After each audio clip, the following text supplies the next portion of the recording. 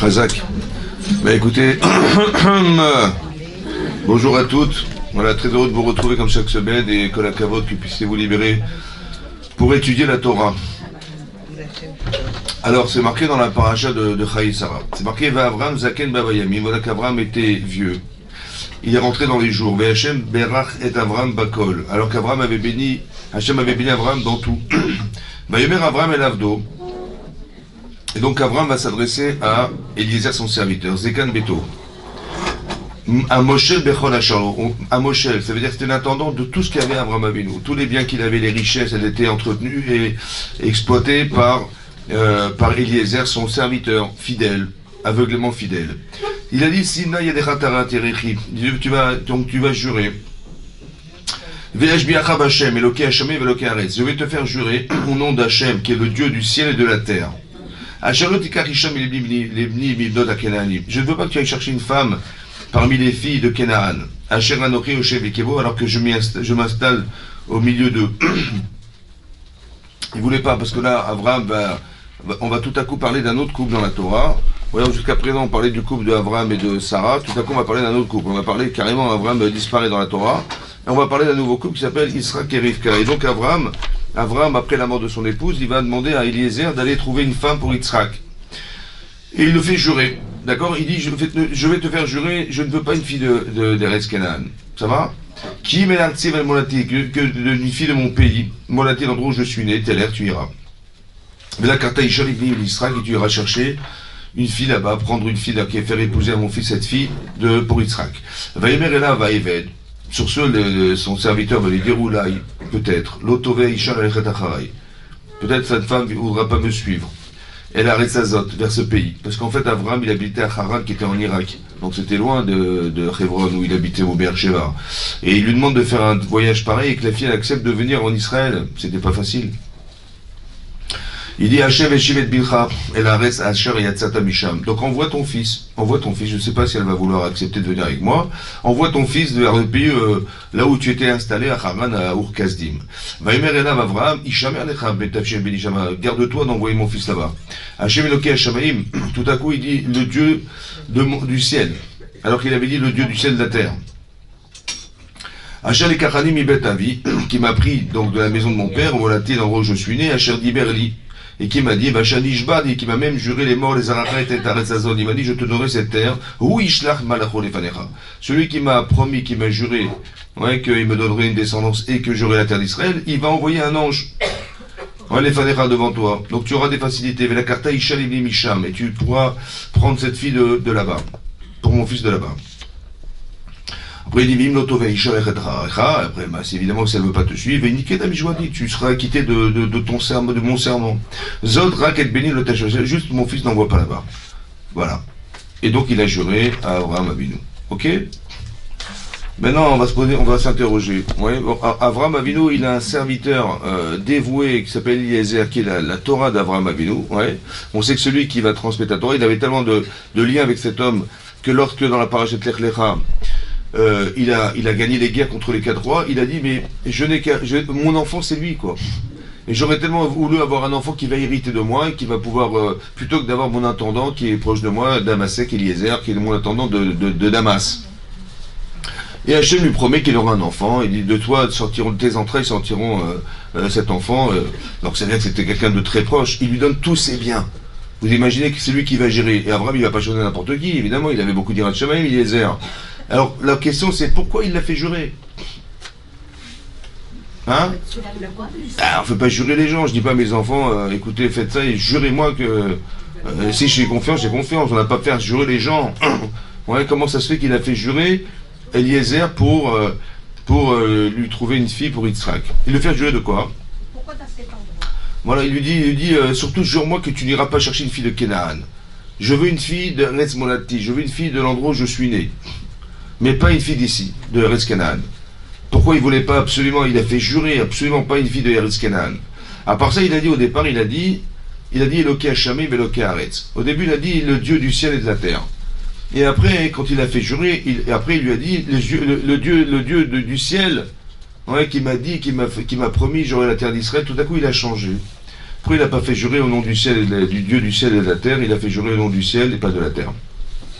Alors Rachi relève la question et il dit là-bas, il dit que quand je suis sorti de Haran, Hachem était connu dans le ciel.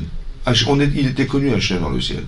Mais tout le travail que j'ai dû faire, toute la vocation, ma vocation, ça a été de le faire connaître sur la terre. Aujourd'hui, il est connu sur la terre. Voilà. Donc les gens, ils ont ce réflexe de parler d'Hachem sur la terre, alors qu'au départ, c'était Eloké Hashamaïm qui était connu dans le ciel, mais pas forcément répandu sur la terre. Et c'est tout le travail qu'a fait Abraham Avinu. Pourquoi il a eu besoin de parler de ça à ce moment-là? Ouais, qu'est-ce qu'il avait besoin de parler de ce qu'il a réussi à faire connaître Hachem sur la terre? Qu'est-ce qu'il a eu besoin de faire jurer son Éved alors qu'aveuglément il lui faisait confiance? Hein, c'est ça? Pourquoi tout à coup dans le Shidour, pour marier ses enfants, tout à coup il fallait faire jurer à Eliezer? Hein, c'était impossible, il a eu très peur. Et c'est très important. Bah j'ai compris, mais c'est ça qu'on veut essayer de comprendre. Qu'est-ce qui est important? C'est quoi qui est important? Ouais. Dans le reste, il lui fait confiance. Mais là, non, pas du tout confiance. Il n'a pas confiance en lui. Et qu'est-ce qui va se passer? Après, la question qu'on peut se poser aussi, c'est que, je sais pas, mettez-vous à la place d'Eliezer. Je sais pas, moi, si j'étais Eliezer, ouais, je suis le serviteur d'Abraham, c'est mon rave, et il m'a demandé d'aller chercher une fille pour son fils. Bah, j'aurais été d'abord très honoré. Non, pas vous? Bien sûr. À part ça, hein, il lui fait confiance aveuglément, parce que, je vous explique, Abraham, son objectif, c'est de construire le clan d'Israël. Et donc la femme d'Israël, elle va composer la base du peuple juif. Et donc, s'il lui demande d'aller chercher une femme pour son fils, évidemment qu'il lui fait une confiance aveugle. C'est incroyable ce qu'il fait là. Seulement, il a peur que la base, elle soit branlante, elle soit pas stabilisante. Donc il veut une sénéquette, il veut une femme spéciale. Il dit, cette femme, elle se trouve pas en Eretz Canaan. Elle se trouve là où je suis né. Oui, mais le monde est un monde d'Avodazara. On est dans un monde où les gens sont, ils ont d'autres préoccupations, ouais, ils ont d'autres idoles. Et donc le problème, c'est que est-ce que le projet il est fiable? Avram, il a un enfant exceptionnel, c'est vrai. Il s'appelle Yitzhak. Il a fait la Rakedat Yitzhak. Mais où est-ce que vous devez trouver une femme qui correspond à cet homme? Il s'est donné pour Hachem de tout son cœur et son âme. Où est-ce qu'on va trouver une fille qui lui correspond? Il est où le séminaire? Il est où le séminaire? Et c'est pour ça que je me dis, c'est bizarre comment ça se fait que il a pensé à la trouver là-bas, ouais, alors que le monde est entouré de revenir à Vodazara. Et il a dit, il a dit peut-être que je la trouverai pas, peut-être que je vais la trouver, mais elle ne voudra pas me suivre. Ouais. Pourquoi tout à coup Abraham il hésite? Au lieu de dire, ouais, il m'a fait confiance, il devrait être fier, il devrait avoir, on va dire, il devrait être Eliezer, il devait être, je sais pas moi, bousculé par le désir de la trouver, cette fille-là. Ouais, c'est une très grande mitzvah. Il va gagner d'avoir respecté son maître et gagner d'avoir permis au clan Israël d'exister grâce à lui. Vous avez, le vecteur, c'est lui. Et pourquoi il dit, peut-être qu'elle ne me suivra pas? C'est bizarre. Qu'est-ce qui lui prend pour dire une chose pareille? Au contraire, il devrait courir là-bas. Ça va? Comment ça se fait? Ouais. C'est-à-dire qu'inconsciemment, on se rend compte que vous avez compris, bien sûr, que lorsque les personnes ont une attitude bizarre, c'est qu'il y a forcément quelque chose derrière, inconscient, qui anime ce désir de refuser. Ah, il est peut-être écrit. Sûrement. Mais ça veut dire qu'il n'y pense pas à ce moment-là. Mais il dit peut-être qu'elle ne me suivra pas. Maintenant, on comprend dans le raisonnement qu'on va suivre que qu'est-ce qui lui permet de refuser une chose pareille? Cette mission, elle est incroyable quand même. Elle est extraordinaire pour lui. Pour lui, elle est extraordinaire. Pour le pays extraordinaire. En fait, il dit, écoute, j'ai pas envie d'y aller. En fait, c'est ça qu'il est en train de dire. Pourquoi? Parce que tu me dis d'aller chercher une fille ailleurs, mais la fille, elle est là. Elle est là, elle est en face de toi, elle est là, c'est ma fille, elle est devant toi. Ouais. Mais c'est-à-dire que c'est pas conscient ce que je vous dis. Hein. Peut-être qu'il ne va pas me suivre, alors qu'en vérité, il y a toutes les raisons de faire que tu t'en ailles. C'est que des fois, on prend des décisions qui sont consciemment incohérentes, parce qu'inconsciemment, il y a quelque chose qui anime le désir de ne pas faire cette mitzvah. Ça va? Qu'est-ce qui va se passer? Donc Abraham, il va dire à Eliezer, vas-y. Maintenant, c'est quoi cette histoire de Hachem, il va t'envoyer un ange? C'est quoi cet ange? Oui. Le Midrash explique que Bethuel était le roi de Aram. C'était un roi, Bethuel. Et sa fille, Rivka, c'était une princesse. Cette princesse, elle n'a jamais levé le petit doigt pour ni faire la vaisselle, ni... on était en son service. Et tout à coup, mademoiselle, elle dit, tiens, j'aimerais bien aller puiser de l'eau à la source. qu'est-ce qui lui a pris, madame, d'aller chercher de l'eau à la source? C'est le père. Il dit, Rivka, il dit, eh ben, c'est cet ange qui est venu lui dire, écoute, vas-y. Et c'est là-bas qu'elle va trouver son zivoug. Ça veut dire, elle n'a rien à faire là-bas. Aller à la source d'eau, c'est pas y aller, et d'aller puiser encore moins. Qu'est-ce qui lui a pris, mademoiselle, d'aller à la source d'eau là-bas? Elle dit, tiens, j'aimerais bien aller là-bas. En fait, c'est ce malach qui est venu chez elle et qui lui dit, vas-y. Vous avez compris? C'est ça le malach d'Hachem. C'est ça le srout, en fait. C'est des pensées qu'on peut avoir dans la tête qui nous traversent l'esprit. On ne sait pas d'où ça vient.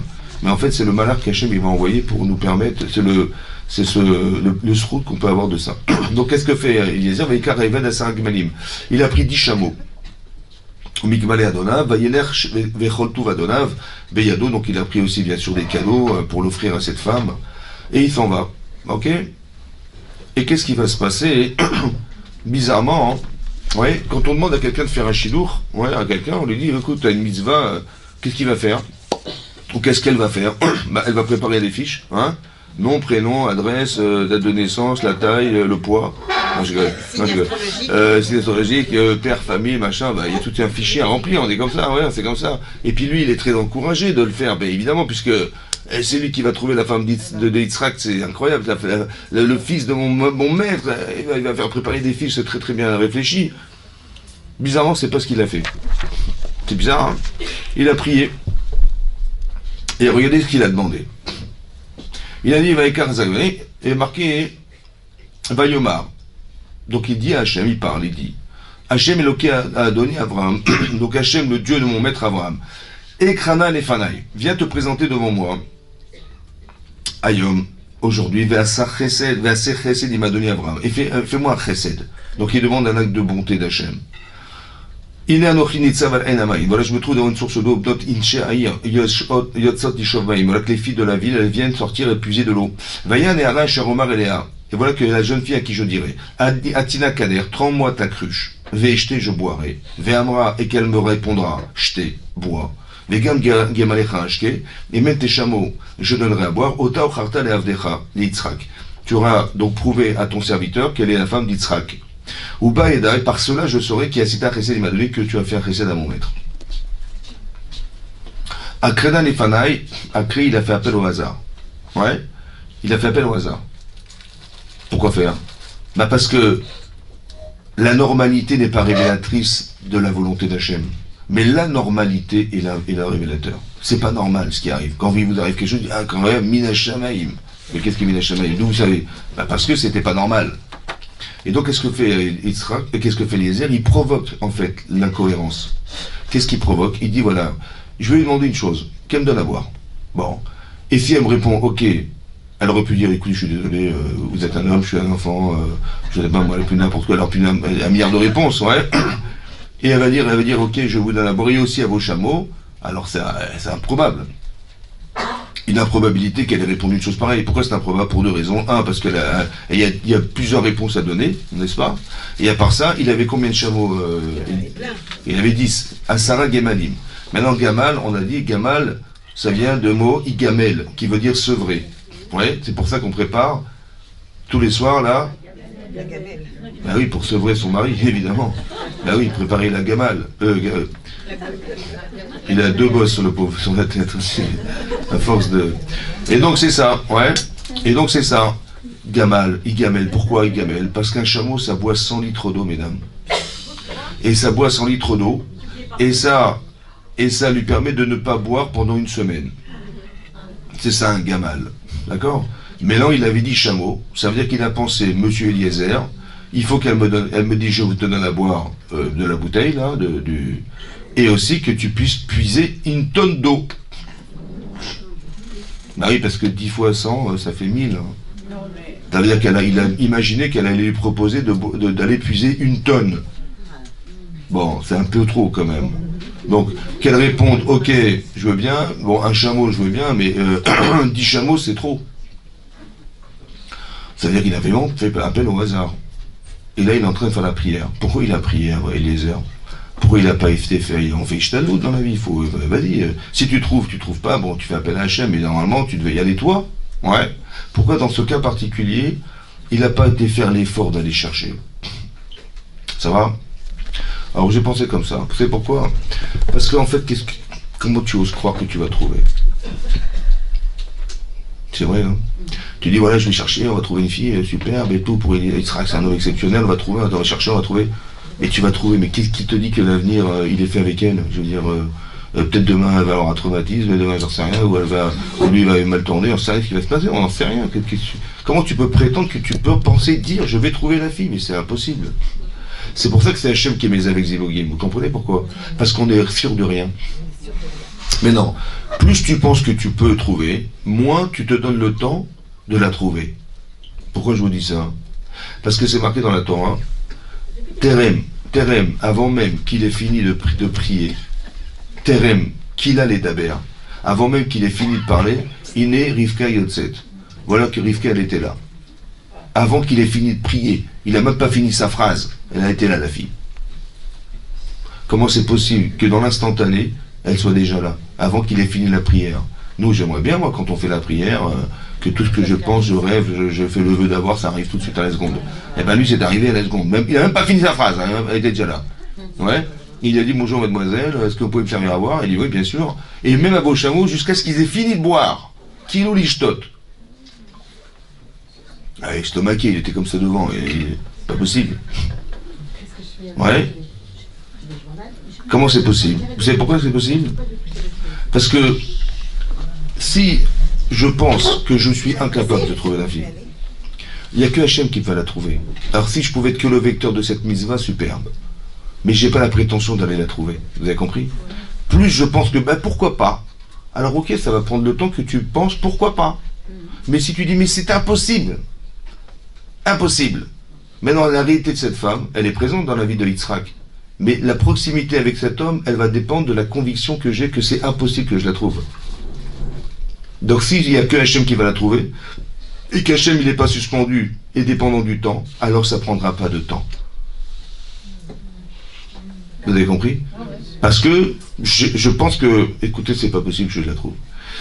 Il y a quoi qui va la trouver? Donc ça veut dire que, juste que je veux savoir une chose. Je veux une anormalité qui va me prouver que c'est elle, et que c'est toi qui l'as trouvée.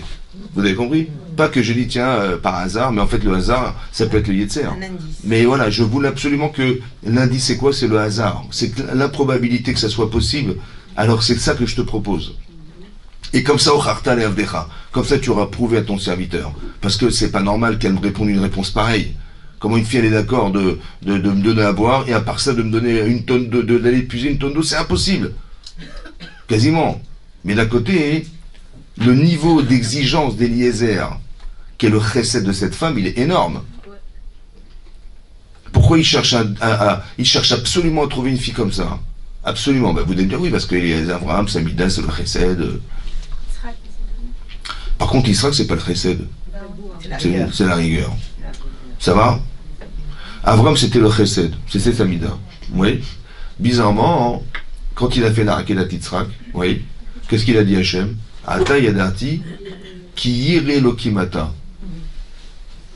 C'est marrant parce que sa qualité essentielle, c'est le chesed, il a été prouvé dans la Hira.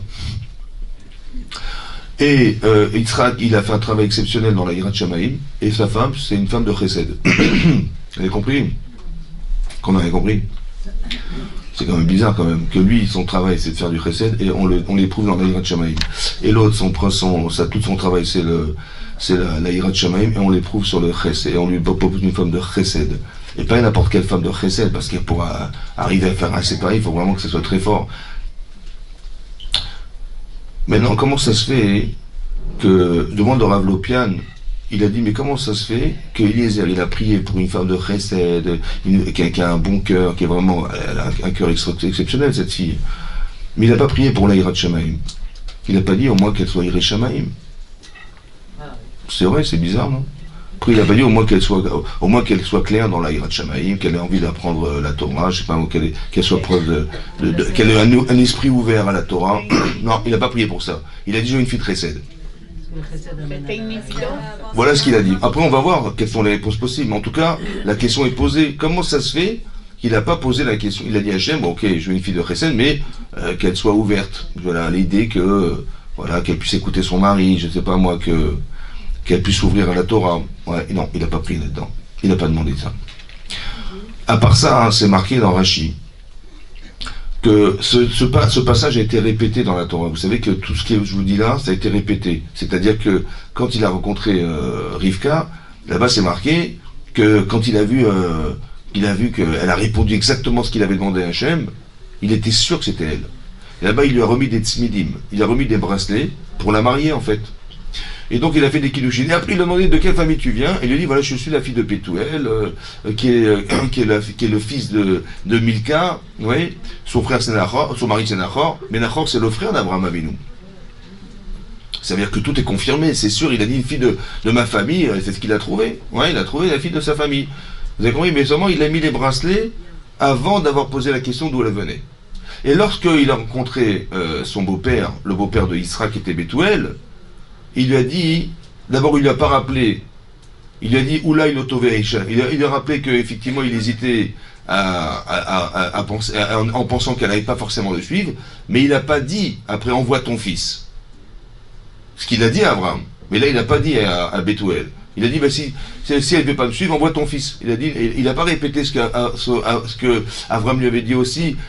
Dans le texte, c'est pas marqué dans le texte non plus, mais non, n'envoie surtout pas mon fils là-bas. Il n'a pas dit. Bizarre. Pourquoi il n'a pas dit ça? Et à part ça, il a marqué Oulaï. Il a dit Oulaï. Peut-être cette fille ne me suivra pas. Et là-bas, le Oulaï, comment on écrit Oulaï? Aleph Vav Lamed Yud. Il est entier lorsqu'il a demandé à Abraham. Peut-être qu'elle ne me suivra pas. Mais ce mot, il est chasser, il est manquant. On a enlevé ce Vav lorsqu'il a répété l'histoire à Bethuel. Et là-bas, Rachid expliquait pourquoi. Parce qu'en fait, comme vous l'avez dit, il voulait absolument, il pensait que sa fille, elle était extraordinaire. Ça va? C'était une fille de Sadéquette, elle a grandi dans la famille d'Abraham Avinu, autour de sa famille, de Eliezer, de son épouse. Et lui, il pensait sincèrement qu'elle avait toutes les aptitudes à épouser Yitzhak. Il n'y avait rien qui pouvait l'empêcher. Et là, il s'est rendu compte qu'en fait, il était parti pris. C'est là qu'il se rend compte. Quand il a vu Rivka, il a compris qu'il a prié, finalement Hachem il a choisi l'autre femme, il a compris qu'au final, quand il a dit Oulaï, c'était intéressé. Donc ça veut dire que la thérapie du problème de Eliezer, elle s'est faite par le fait que Hachem il lui montrait que c'était pas sa fille qui était la femme d'Israël Avinu. Et donc ça il a compris. C'est pour ça que Oulaï il a été chasser. Il a compris finalement qu'il n'était pas... Quand il a dit non, peut-être qu'elle ne me suivra pas, pourquoi il a refusé? Il a compris parce qu'au fond de lui-même, il avait tellement envie de marier sa fille avec Yitzhak Avinu. Qu'est-ce que lui dit Abraham? Il dit ça ne sera pas possible. Pourquoi? Parce que tu es Harour. Tu es maudit. Ve'ani, et moi, dit Abraham, je suis béni. Ve'en Harour, Medoubak Bebarour. Il a dit quelqu'un qui est maudit ne peut pas se coller à quelqu'un qui est béni. Ouais. Pourtant, il était chou. Béni chou. Non, il était... Et malgré tout, il a dit non. Maintenant, comment comprendre ce Rashi? alors, quand on va dans le Midrash, on comprend que Eliezer, il descendait de Ham. Vous savez qui était Ham? Ham était le fils de Noach. Maintenant, c'est marqué là-bas que quand ils sont sortis dans l'âge de Noé, là-bas, Ham, il a carrément, il a vu la nudité de son père. Vous vous rappelez de ça? Maintenant, qu'est-ce qu'il a fait? Qu'est-ce qu'il a vu? C'est-à-dire qu'il a vu quoi? Alors, l'Agma dans Sanhedrin a dit là-bas, il y a deux explications. Soit, carrément, il a violé son père. C'était un homosexuel. Soit, il a castré son père. Carrément. Leister. Pourquoi il a fait ça? Je dis l'Agmara, pourquoi il a fait une chose pareille? Parce qu'il a dit, voilà, on est trois frères. Bon, on est trois frères. Ça veut dire, on sort de l'âge de Noé, vous imaginez, on a toute la planète Terre qu'on va diviser en trois. C'est beau ou pas? Bon. Maintenant, si deux frères se disputent, ouais, alors il y aura toujours le troisième frère pour les dissuader de faire la guerre, de s'entretuer. Shem, Ham et Yafet. Il y avait deux frères, il y avait Shem et Yafet, ils vont se disputer. Alors, oui, je sais pas, quelqu'un, au moins soit trois, que l'un il va dissuader l'autre, ouais, de faire la guerre. Mais si on est quatre, on risque d'être deux contre deux. Et deux contre deux, Caïn et Evel, vous vous rappelez, Caïn et Evel, un contre l'autre, il y en a un qui a tout perdu, Evel, il a tout perdu. Et moi, j'ai pas envie de tout perdre. Ça va? Donc, il va empêcher son père d'avoir un quatrième enfant. C'est ça qu'il a fait. Voilà, ça s'appelle Harour, maudit. Maudit, ça veut dire, Barour, c'est béni, ça veut dire quelqu'un qui est au service des autres. Et Harour, c'est quelqu'un qui pense que les autres sont à son service. Vous avez compris ça? Qu'est-ce qu'a fait Noach?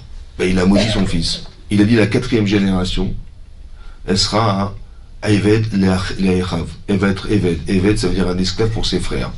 D'accord? Et la 4e génération, c'est Eretz Canaan, c'est couche. Couche, pas les couches pour personne, c'est couche, c'est Eretz couche, c'est l'Afrique. Ouais. Et ils seront Eved Le'olam. À jamais. Maintenant, est-ce qu'un père, il peut maudire ses enfants à jamais? Ben, sur le coup de l'énervement, je comprends, mais est-ce que ça doit être marqué dans la Torah? Non. Ça veut dire qu'est-ce qu'il a pensé, comme il s'appelle? Noach. Il a pensé comme ça. Il a dit, on a compris 4e génération, 4e enfant, on a compris. C'est logique. Mais pourquoi Eved? Parce que quelqu'un qui est égoïste, ben, il fait tout dans son intérêt. Il va carrément castrer son père pour éviter qu'il ait un 4e enfant, pour ne pas perdre. Alors, cet égoïsme profond qui est en lui, il faut qu'il le répare. Alors comment on répare ça? Alors tu vas devenir un esclave. C'est quoi un esclave? C'est quelqu'un qui travaille pour les autres sans avoir d'intérêt de ce qu'il va faire. Qu'est-ce qu'il gagne lui? Rien. Seulement il est au service des gens. Un Noach, il a pensé que pour corriger la mida, le défaut de Ham, il fallait que jusqu'à la fin des temps, tu sois au service des autres. Vous avez compris ça? Ça veut dire que ce travail qu'il devait faire, qui est un travail de réparation en fait, il devait s'habituer à penser que non, je fais des choses, je gagne rien de ce que je vais faire, je gagne un salaire, mais je gagne pas le résultat du travail que je fais. C'est au service des gens, et je fais plaisir aux gens, et ça me fait plaisir. Jusqu'à la fin des temps, il a pensé Noach qu'il fallait qu'il devienne un Eved Le'olam. Donc c'est pas la malédiction n'est pas à bannir les gens, mais corriger ce qui est maudit chez la personne. Vous avez compris? C'est pour ça qu'Abraham il a dit à son serviteur, tu es un tzadik gadol. Seulement tu es arour, ça veut dire que tu as des midot raot. Et ces midot là, elles ne sont pas adaptées à ce que je pense. Ça va? C'est pour ça que c'est marqué, que dans le Midrash c'est marqué que quand il y a eu l'histoire avec Rivka, etc., en fait il a corrigé son défaut. Le parti pris qu'il avait en permanence, parce que quelqu'un qui est capable de faire un truc pareil sur son père, non seulement il respecte pas son père, qui est à l'origine de son... Il est le géniteur de ce qu'il est aujourd'hui, vous imaginez? Mais en plus, il met ce défaut-là pour l'empêcher d'avoir des enfants. Vous imaginez ce que c'est grave, ça? Mais ça, c'est l'égoïsme profond qui existe chez Ham, qui est transmis à ses enfants jusqu'à la fin des temps. C'est ça qui est marqué. Et la correction qu'il doit y avoir, c'est de devenir un Eved Le'olam. Or, Eliezer, il descend de Ham. Et donc, et par cette histoire, il a corrigé... En fait, il est rentré vraiment dans le clan Israël. Il a corrigé ce défaut qui était celui de Ham, duquel il était l'héritier. Vous avez compris? Seulement sa fille, non. Parce que il y a quelque chose dans les midotes. On voit d'ici quelque chose de très important. Les midotes. Vous avez vu ce qui s'est passé? Il dit, je veux pas une fille d'Eretz Canaan. Je veux une fille de mon pays. Maintenant, ton père, Terah, c'est un idolâtre.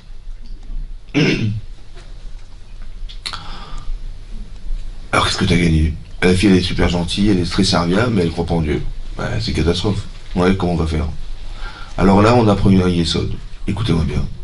Il y a des filles qui peuvent être Yirishamaïm, mais elles ont des mauvaises midotes. Il y a des filles qui ne sont pas forcément Yirishamaïm, mais elles ont des midotes tovot. L'essentiel, c'est les midotes tovot. Parce que elle va se marier avec Yitzhak, et comme elle est gentille, elle est avenante, elle est ouverte, elle est ce que vous voulez, alors elle va pouvoir écouter son mari et apprendre la Torah. Parce que les midot tovot, c'est l'essentiel. La base, c'est les midot. C'est des vertus. Il faut avoir des qualités humaines. C'est fondamental. Et le contraire est faux. C'est pour ça qu'il a mis l'accent sur l'essentiel, c'est qu'elle soit Baal Chesed. Vous avez compris? C'est comme c'est marqué. Il y a un klal gadol batorah. La règle. Tu dois aimer ton prochain comme toi-même. Le rachat, c'est l'inverse. Il s'aime à travers les autres. Mais il n'aime pas les autres. Vous avez compris? Et donc c'est l'inverse. Donc ça veut dire qu'il a mis d'autres votes, c'est fondamental. C'est ça qu'il a pensé. Il a fallu absolument trouver. Mais je veux tellement pas que tu ailles chercher une fille qui ressemble à ce que tu es toi de Ham. Parce que tu vas me dire, mais inconsciemment, tu vas dire, mais je vais trouver un Eretz Canaan. Pourquoi on va se casser la tête? Mais pourquoi tu cherches à pas te fatiguer? Parce qu'au fond, tu es de Canaan. Et donc tu vas chercher une fille qui te ressemble. Ben voilà, ma fille, elle est toute préparée. Elle est là, voilà, moi j'ai ma fille, vous avez compris? Mais tout ça, c'est tout ce que je vous dis est inconscient. Hein. C'est-à-dire qu'on fait des choix dans la vie, en fait, tant que sont animés et nourris par de l'inconscient. Et ce que fait Akadosh Baruch Hu, il ne va pas travailler sur le conscient, il va travailler sur l'inconscient. Puisque l'inconscient, c'est toute votre vie derrière vous. Hein. Donc c'est sûr que l'influence qu'a pu avoir votre vie par rapport au présent à la seconde, elle a beaucoup plus d'influence que la seconde dans laquelle on va choisir. Vous comprenez? C'est pour ça que il l'a fait jurer. C'était tellement compliqué. Il fallait absolument qu'il ait peur de transgresser le serment d'Abraham. Donc quand on jure, on a peur de transgresser. Il avait de la hirat shamaim. Alors il a dit, il n'y a pas de problème. Au moins tu vas avoir peur et je veux absolument que tu jures. Bien que je te fais dans l'argent, il n'y a pas de problème, je te fais confiance aveuglément. Mais dans le mariage de mes enfants, j'avais de la vie. Parce que tu peux avoir des partis pris, parce que tu peux penser Et la seule manière de s'en sortir, c'était la tfila. Il fallait qu'Hachem il intervienne. Vous avez compris, c'est ça qui est très important. Pourquoi je vous dis ça? Parce que on voit que le clan Israël il a été construit sur ces midotes. Vous savez que on reconnaît des Bnei Israël parce qu'ils ont des qualités humaines exceptionnelles. On est baïchanim, on a honte. On est gomle chassadim. Ça veut dire qu'on a envie de faire du bien. Et aussi, on est rachmanim, on a pitié. Vous avez compris? Ce sont des midot tovot en fait qui articulent. Et quand vous voyez chez des gens que ça n'est pas exactement comme ça, il faut faire gaffe. Ça veut dire qu'il y a des gens qui disent le Rambam dans l'Ichot, le Rambam il dit dans l'Ichot d'Israël, bien là-bas il dit que quand vous voyez des gens qui sont tout le temps en train de se disputer, toujours en train de faire de créer des problèmes, etc., il faut soupçonner qu'il y a des gens qui ne sont pas très cachers dans la famille. Tellement c'est grave. Vous avez compris? C'est-à-dire qu'on a des midot tovot, qu'on a hérité des avot. Et s'il y a eu des mélanges ou des choses qui n'ont pas été très cachées dans la famille, ça entraîne que les enfants, ils vont mal se comporter aussi. Donc quand on dit, tu es en train de se disputer, ils cherchent que des problèmes, machin, il dit, les cantars, tu es en train de se disputer de tamid, c'est qu'il y a eu des mélanges dans la famille, c'est grave. C'est pour ça qu'Abraham, il avait absolument envie que sa fille, elle vienne d'une famille qui n'est pas forcément religieuse, parce que son père, c'était Terach. Vous avez compris ce qu'il a dit? Il a dit au départ, moi je viens d'où? Je viens de Ur-Kasdim. Mais mon père, c'est un idolâtre. Il n'était pas connu Hachem sur la terre. Il était connu dans le ciel, mais pas sur la terre. Donc, mais maintenant qu'il est connu sur la terre, grâce à moi. Mais pourquoi grâce à moi? Parce que je descends de Terach.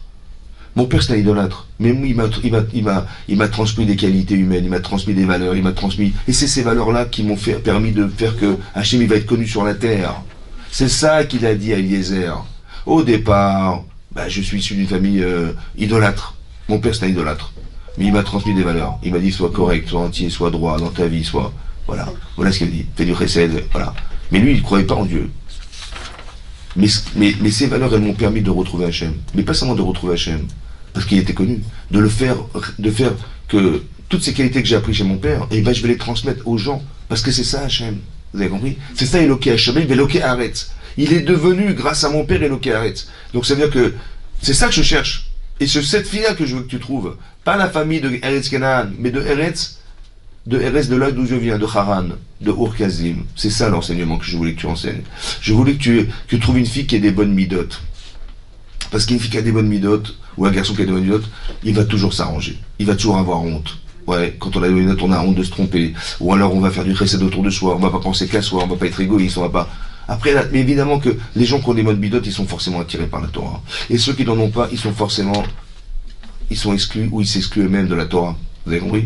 Ils vont toujours vous sortir des prétextes, oui, machin, je sais pas quoi, la Torah, vous voyez, sans essayer de savoir, ils vont affirmer des choses, mais pourquoi? Parce que inconsciemment, la Torah ne les intéresse pas.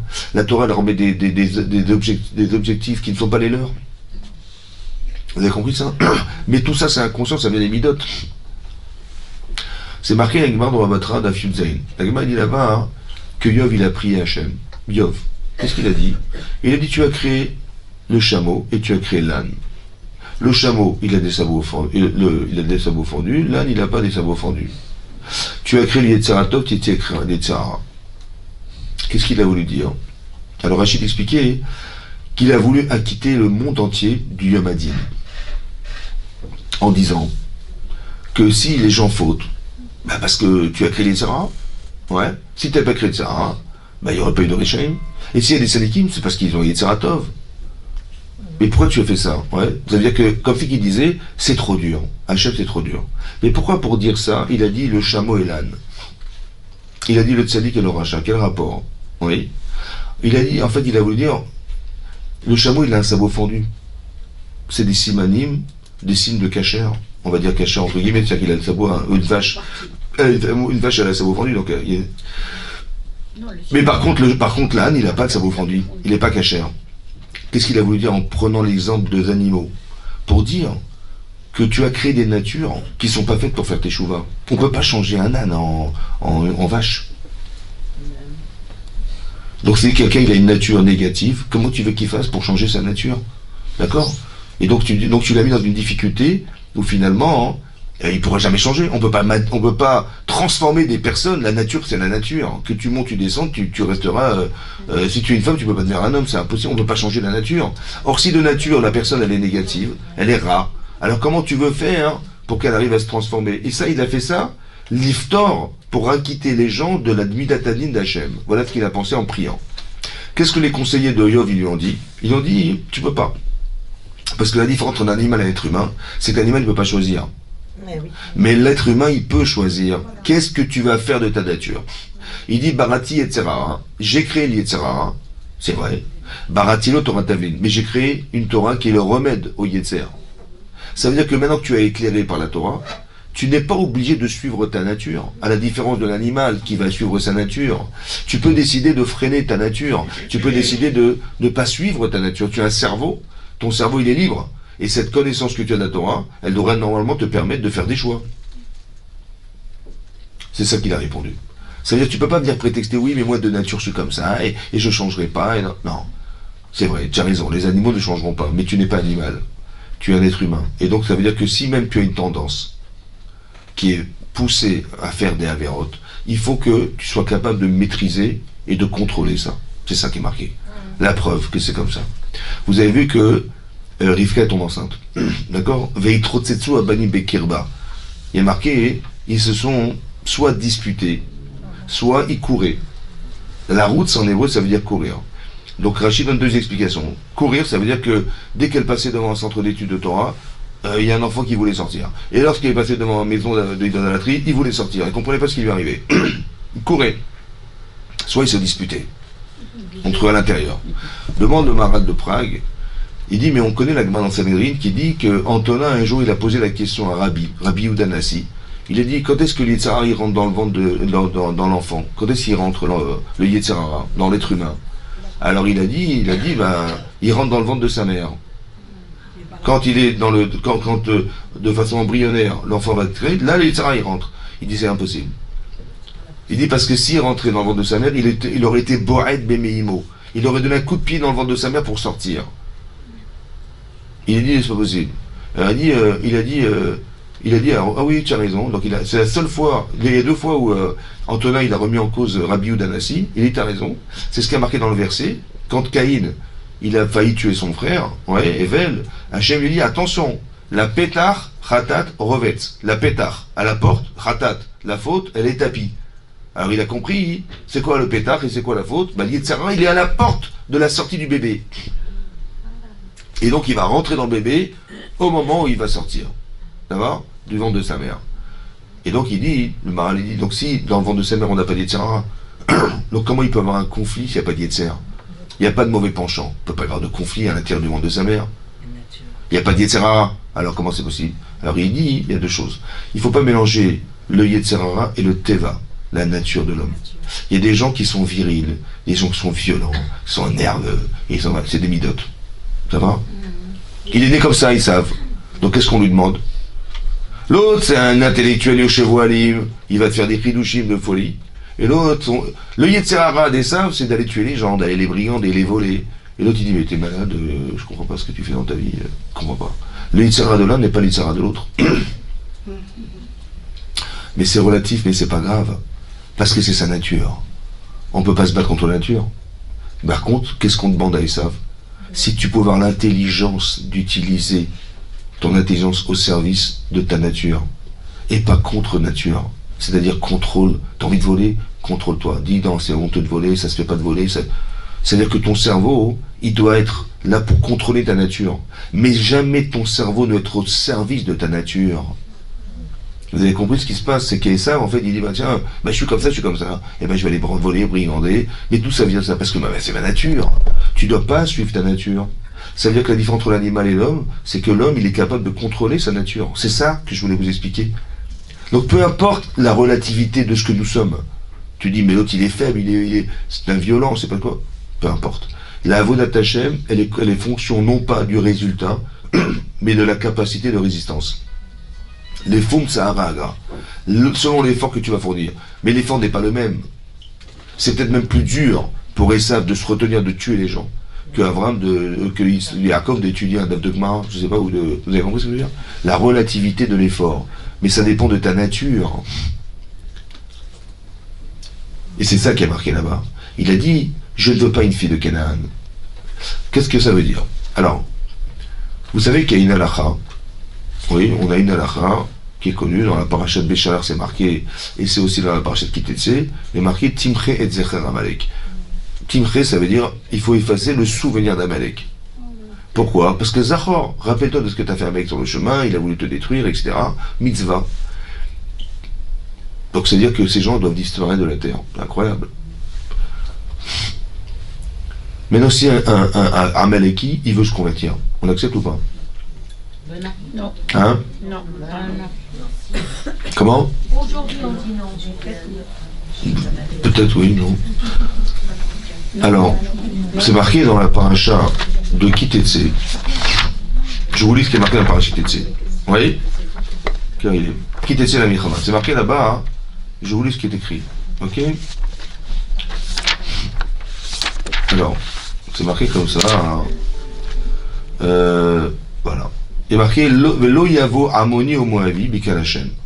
Hashem dit, je ne veux pas que les hommes de Ammon et Moab, ils fassent partie du Ka'al Hashem, c'est-à-dire de l'assemblée d'Hashem. Gam Dora Siri Lo Yavo Lahem Bikal Hashem Adolam. Ces gens-là, j'en veux pas. Ammon et Moab. Pourquoi? Al Devar Asher Lo Kidmo Etrem Be'alechem Ubamaim. Baderech. Lorsque vous étiez sur le chemin en sortant d'Égypte, ils vous ont pas précédé pour vous donner à manger du pain et à boire de l'eau. Vacher Sachar Alecha et Bilam Ben Beor. Et en plus, ils ont payé Bilam. Ouais, Moab, c'était Balak. Ils ont payé, pourquoi faire? Pour te maudire et te détruire. Cela, j'en veux pas. Et le Rambam, il a répertorié, il a dit, il y a 4 qui ne pouvaient pas rentrer dans le cas d'Israël. Il y a Ammon, Moab. Il y a Mitzrim, les Égyptiens, jusqu'à Dorash Kishi. Et il y a Edom. Voilà. Il y a marqué Amalek ou pas? Non. Pourquoi Amalek, on peut le convertir, il peut se marier avec des juives, alors qu'il y a une mise d'effacer. Parce qu'il y a marqué que Velo Yare Elohim, il ne craint pas Dieu. Son défaut, c'est quoi? C'est spirituel. Maintenant qu'il craint Dieu, il veut se convertir. Tu vas le convertir, bien sûr, parce qu'il démontre qu'il craint Dieu. Par contre, quelqu'un qui a des mauvaises midotes, vous avez vu ce qui se passe ou pas? Ammon ou Moab, ils vont te voir aller dans le désert, même pas ils vont avoir la pitié de te sauver la vie. Ils vont te donner du poisson salé pour que tu crèves de soif et des gourdes pleines d'air pour que tu meurs étouffé. La cruauté. Ça, j'en veux pas dans le cas d'Israël. Vous avez compris ce qui est marqué là? Je veux pas d'Ammon ou Moab. Maintenant, de qui descend Moab? De qui descend? Des filles de Lot. Et Lot, il descend d'Abraham. Maintenant, dit le Midrash Rabbah, qui c'est qui a sauvé Lot? Comment ça se fait qu'il n'a pas d'Akara Tatov? Ses enfants n'ont pas de reconnaissance. Au contraire, ils veulent tuer le peuple juif. Ils veulent le détruire. Comment c'est possible? Alors ces défauts-là, de manque de reconnaissance, vous avez vu? Ce manque de reconnaissance, ce manque de chesed, ça rentre pas dans le cas d'Israël. Ça ne peut pas rentrer dans le cas d'Israël. C'est exactement comme Ham. Vous avez vu? C'est-à-dire que toutes les mauvaises midotes, elles n'ont rien à faire chez nous. On n'en veut pas. Quelqu'un qui n'a pas d'Irat Shamim, ça s'arrange. Mais si de nature, la personne elle est victime de ces mauvaises midotes, c'est très compliqué de s'en sortir. Ouais. Il n'y a que quoi? Il n'y a que la Torah de Tavlin. Il n'y a que la Torah qui est un remède. Ça veut dire que la Torah est un remède. Ça veut dire qu'il y a 2 choses. Comment quelqu'un, il peut, parce qu'il étudie la Torah, il va changer? Oui. Il y a 2 choses à comprendre. Un, ça peut être une ségoula. C'est incompréhensible. Quelqu'un étudie la Torah, ça le corrige. On va comprendre. Soit, il y a une autre façon de dire, comme ça dit le Rav Israël Blazer, il dit que quand tu étudies la Torah, il faut d'abord savoir quels sont mes défauts. Je peux être une nerveuse, je peux être une avare, je peux être une je sais pas quoi. Essaie d'étudier la Torah qui concerne tes midotes. Ça veut dire si tu as des défauts, étudie la Torah du défaut. Essaie de te rendre compte de la gravité et conscience de ça, cette lumière qu'est la Torah, qui te permet d'avoir conscience de la gravité de ce comportement-là, qui n'est pas a priori adapté à la Torah et au mitzvot. Essaie d'étudier ça. Vous avez compris, il est clair. Je vous dis, la Torah c'est or. Torah or. La Torah c'est la lumière. Pourquoi c'est la lumière? Pourquoi les femmes elles doivent allumer les veilleuses? Oui. Le Shabbat. Parce que la faute de Chava, c'est qu'elle n'a pas été éclairée lorsqu'elle a proposé à son mari de manger du Etzadat. Alors si elle avait été éclairée, elle aurait eu honte. Ça va? Si elle avait été consciente, elle aurait eu honte. Cet éclairage, elle n'avait pas. Alors tu vas allumer les nérotes. Ça va? Et les nérotes, c'est mettre de la lumière. C'est pour ça que la Gemara dit qu'une femme qui allume des nérotes, Eve Banaf Tamide Chachamim. Quel rapport? Tu allumes des veilleuses et tes enfants sont enfants érudits dans la Torah, Quel rapport avec les... Parce que comme tu désires la lumière, alors tes enfants, ils vont être héritiers de cette lumière, de ce désir. Ils auront envie d'étudier la Torah, ils auront envie de la savoir. Mais ça dépend de toi. Vous avez compris? La Torah, c'est une Torah Tavlin, c'est une Torah de remède. Ça veut dire que la solution au problème essentiel des mauvaises midotes, elle n'est pas dans changer la nature. On ne peut pas changer la nature. Par contre, est-ce que tu as la capacité de contrôler la nature? C'est ça qu'il faut. Et donc le contrôle, il vient du cerveau. Et le cerveau, c'est toi qui décides. C'est toi qui dis oui, c'est toi qui dis non. Mais pour ça, il faut bien comprendre, c'est qui décide. Est-ce que c'est ton Yetzer Hara qui décide pour toi, ou c'est toi qui décides pour contrôler ton Yetzer Hara? C'est tout ça. C'est ça que dans Brachot a dit là-bas. Et dit Tzadikim, Yetzer Tov Shoftan. Les Tzadikim, c'est le Yetzer Tov qui est Shofet, qui juge. Tu juges une situation. Il faut que ce soit ton Yetzer Tov qui va juger la situation. Et pas ton Yetzer Hara. C'est-à-dire quoi, le Yetzer Hara? Quand tu dis, ah non, c'est pas pour moi, ah ça va être trop dur, ah j'y arriverai jamais, allez, qu'est-ce que diront les gens de moi, finalement, qu'est-ce que tu fais? Bah tu fais rien. Et ça, c'est ce que c'est ça? C'est Yetzer Hara. Pourquoi? Parce que les midotes. Soit t'es flemmarde, soit tu dis pourquoi moi, pourquoi je fais des efforts, attends, pourquoi il m'a demandé à moi, il y a d'autres personnes, et bah oui j'ai compris, mais ta neshama elle te dit quoi? Mais qu'est-ce que t'as donc d'y aller? Et ton corps il dit non mais ça va me coûter combien, et combien d'efforts, et combien de trucs, qu'est-ce que diront les gens de moi, tout plein de trucs, toute forme d'arguments pour t'empêcher de faire en fait. Mais essaie d'entendre que c'est pour t'empêcher de faire. Donc c'est qui juge en fait? C'est ton Yetzer Hara qui a jugé que c'était pas pour toi. Quand tu penses, tu dis mais je suis pas folle, c'est moi qui pense. J'ai pensé que ça valait pas la peine. C'est comme Eliezer, il dit oula, il otové Aïcha, peut-être qu'elle voudra pas me suivre. Mais qu'est-ce qui t'arrive? T'as une mitzvah extraordinaire de permettre au clan Israël d'exister par toi. On t'a choisi toi, t'as gagné au loto, et tu dis peut-être que non. Mais t'es fou? Parce que tu as des négiotes, parce que tu es parti pris, parce que t'as des mauvaises midotes, parce que t'as envie de donner ta fille. Parce que vous avez compris ou pas? Tu dis mais moi j'ai voulu bien faire. Et j'ai compris, mais regarde de qui tu viens. C'est ça le problème. C'est-à-dire, sois honnête avec toi-même. Essaie de comprendre quelle est l'origine de ta pensée, qu'est-ce qui articule tes choix. Mais c'est ton sérel qui va te le dire. Si tu es une fille éclairée, bah, tu vas comprendre que c'est pas pour toi.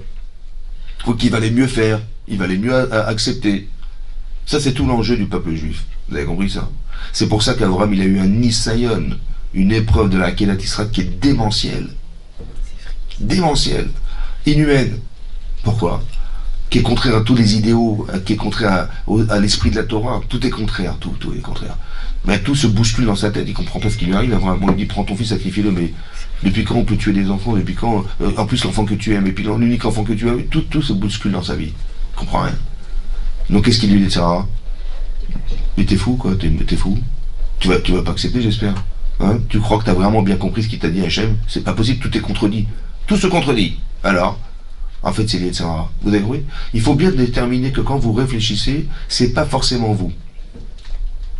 Tu dis, mais je suis pas folle, c'est moi qui pense. Mais non, tu penses à travers tes midotes. Et tout ça, c'est lié à une carence. Parce que je comprends pas. Je comprends pas ce qu'il veut Hachem, je comprends rien. Je dis, mais c'est parce que t'as pas compris qu'il faut pas le faire. Tu dis, mais il va trop loin, là, c'est trop dur, j'y arriverai jamais. Mais pourquoi il te l'a proposé alors? En fait, il te l'a proposé parce que t'es une sadéquette. Il te l'a proposé parce que tu as un potentiel. Et ce potentiel, il doit naître. Alors il t'a proposé de faire naître le potentiel qui est en toi. Est-ce que tu vas l'accepter? Vous avez compris ça? Hachem, il n'éprouve pas n'importe qui. Il va éprouver les gens qui ont du potentiel. Et c'est ça qu'Hachem, il veut. Il veut que ce potentiel devienne réalité. Alors il te pousse à le faire. Je veux qu'Abraham, il devienne Mahamine. Je veux pas que ce soit l'intellectuel qui va dire, oui, écoutez mes bons conseils, mais lui, il fait l'inverse. Vous avez compris? Non. Il faut que tu deviennes Mahamine. Alors la Emouna, elle va démarrer lorsque ton sérel s'arrêtera. Parce que si tu fais des choses parce que tu les conçois, c'est pas sûr que tu les fais Emouna. Peut-être tu les fais parce que humainement, ça peut pas se concevoir autrement. Mais c'est pas ça la mitzvah. Vous avez compris ça?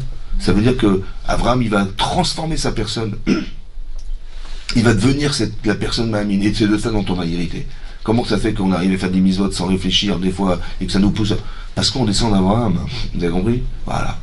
Voilà. Et donc c'est important que on puisse comprendre que tout ce qu'on doit articuler chez nos enfants, et chez soi-même évidemment, c'est d'avoir des midot tovot. De toujours penser, mais ça passe, ça va pas se construire tout seul. Il faut faire des actes de chesed. Vous avez vu? On peut être addict au chesed comme Avraham Avinu, il est comme un fou quand il ne peut pas recevoir des gens dans le désert. Il est comme un fou. Tu lui dis, fais la bête mila, rien ne l'arrête. Il y a la souffrance corporelle, rien ne l'arrête. La souffrance accablée par la chaleur, rien ne l'arrête. Mais il est fou, Abraham? Non. C'est tellement puissant chez lui. Mais comment ça se fait que c'est tellement fort? C'est plus fort que la douleur et la chaleur. Parce qu'il a tellement eu de satisfaction d'avoir reçu des gens chez lui qu'il ne peut plus s'en passer. Tu vois? Comment? Il faut mettre des limites. Il faut savoir mettre des limites. C'est pour ça qu'il sera. Mais je veux dire, il vaut mieux se dire, encore une fois, je vais être une barre à la tressaine, après je mettrai les limites, que de dire et les limites, et parler des limites. Parce qu'en fait, je n'irai jamais au bout de moi-même. Vous avez compris? Il faut faire attention, c'est aussi du Yetzara de dire, est-ce qu'il faut toujours... Vous avez compris pourquoi je dis ça? Pour dire que on essaie toujours de se mettre des limites alors qu'on devrait ne pas forcément en avoir. Après, tu mettras. Vous voyez, c'est comme le Rambam il dit, si quelqu'un il est très nerveux, alors il va passer d'un autre extrême à un limite, c'est un orgueilleux qu'il est, il faut passer une anava extrême. Et après, tu rééquilibres au centre. Mais on est extrémiste dans la faute, parce qu'on veut rééquilibrer les personnes. Après, tu t'en... Mais il faut... Comme Yaakov, comme ce qu'on appelle la ligne d'or. Ça veut dire trouver la vraie ligne d'or. Mais ça s'étudie, ça. Il faut, quand on ne sait pas, on appelle un rave. Quand on ne sait pas, on doit s'accrocher à quelqu'un qui est un rave. Pourquoi c'est important? Parce que on n'a pas toujours la chance d'étudier, on a besoin de ces rabbinim qui sont proches de nous, parce que quand on a des doutes, on appelle le rav, on appelle la référence, c'est comme ça, vous avez compris? C'est pour ça et c'est comme ça qu'on avance. Parce que de vouloir faire toute seule ou faire des choses, ça marche pas. Parce qu'on va, jusqu'où on va aller, on sait même pas, il n'y a pas cet éclairage. Alors on a besoin de faire des shiurim, on a besoin d'être proche de Dara, etc., pour pouvoir faire que justement, on soit toujours dans une siata d'Ishbaya, qu'on espère qu'Hachem il nous éclairera dans nos choix, il va nous aider, et que Ben Hachem, on soit toujours bien entouré. Voilà, Ben Hachem.